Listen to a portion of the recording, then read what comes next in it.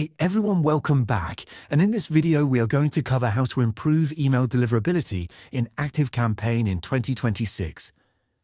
To get started, log into your ActiveCampaign account on your PC.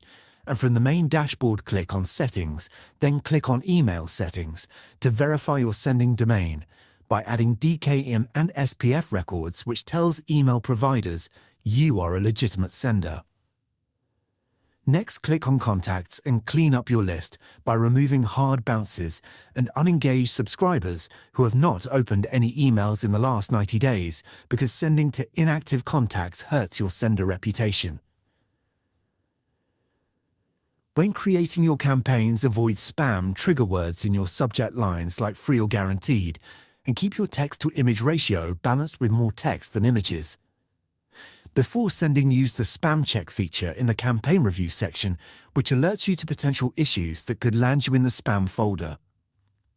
Finally, set up a segmented strategy where you send targeted content to engage subscribers and gradually re-engage inactive ones with a win-back campaign before removing them entirely.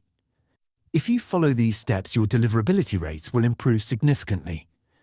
If you found this tutorial helpful, please give this video a like and subscribe for more step-by-step guides, and I will see you in the next one.